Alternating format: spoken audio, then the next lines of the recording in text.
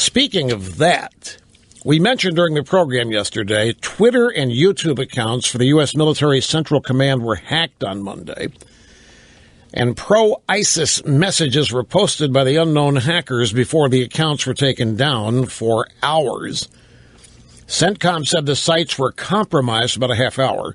These sites reside on commercial non-Defense Department servers, and both sites have been temporarily taken down while we look into the incident further. CENTCOM's operational military networks were not compromised, and there was no operational impact to the U.S. Central Command. So this is just the stuff, I guess, that they put out there for the low information crowd to have some contact with the military, but it really doesn't mean anything. They post pictures of tanks and missiles and stuff so the low information crowd can know what we're doing. But no battle plans, strategies, or any actual news is there, so whatever got hacked was essentially cartoon stuff. The hackers posted tweets in which they claimed to have broken into U.S. military computers and extracted information about service members and their families, the generals and the majors and the sergeant majors and the colonels, their addresses, home addresses, wives and spouses and kids' addresses and so forth. And they posted spreadsheets that purported to list the names and addresses of top officers and other things. Now, Twitter said that it does not comment on individual accounts, but that the company was helping the Pentagon resolve an account security issue. Now, as I said, we mentioned this during the program yesterday, and it's clear the regime is trying to play this down, understandably so. I don't care what it is about CENTCOM, something there got hacked from the article. So this is clearly embarrassing, but not a security threat. One Defense Department official said the hack came the same afternoon President Obama spoke to the Federal Trade Commission about the importance of corporate cybersecurity.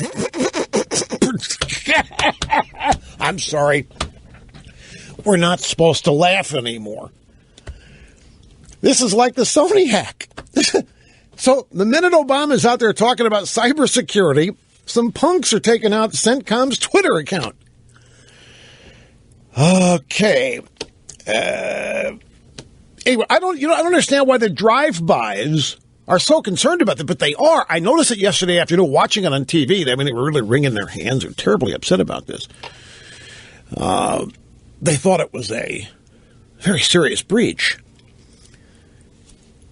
And I don't understand why they're so concerned. I remember when the drive-bys in the media thought it was cute when those hackers at a group called Anonymous hacked the Ferguson Police Department website. Remember that? That hacker group Anonymous posted the names and addresses of Ferguson Police Department officers and so forth. And the drive-bys applauded that. And the New York Times, I thought that was wonderful. Oh, that was great. And remember when the New York Times published addresses of people they thought needed to have some attention paid to them. And everyone thought that was cool. But now all of a sudden this is a problem. Oh, by the way, speaking of, have you heard what David Cameron has suggested, the Prime Minister of the UK? Well, now, help me. Cameron's not the Labour Party, right? Or is he? Right, okay. He's supposed to be a Tory, a Whig conservative, so to speak. Well, as you know, many chat apps, such as WhatsApp, iMessage, there's all kinds of them out there. And supposedly, they are all so well encrypted, the NSA can't crack it. Nobody's been able to crack the encryption of the chat programs. Like if you have an iPhone or an iPad, you use messages, iMessage. Not SMS. We're not talking about cellular texting. We're talking about actual message apps like WhatsApp and others. David Cameron said that unless the government is given backdoor access to all of these encrypted message services, he's going to outlaw them. He said, are we going to allow a means of communication which it simply isn't possible to read?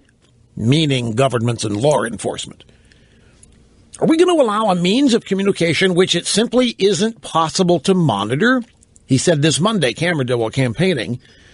And again, he talked about WhatsApp, Snapchat, iMessages. He said, my answer to that question is no, we must not. He said these bad guys can get a hold of these programs and they can start chatting all day long, sending photos, messages, text messages, and nobody can decrypt it. I remember years ago, it has to be way back, Jim Kallstrom was still the head of the New York FBI office. And he was worried about all this back then, about computer text messaging, email, all this kind of thing. And the Bureau was going to make a big push for being able to get search warrants and decryption when necessary. And it was going to be controversial, and it was. But for some reason, these programs, they are encrypted on both ends, you and the person with whom you're chatting. What you send is encrypted.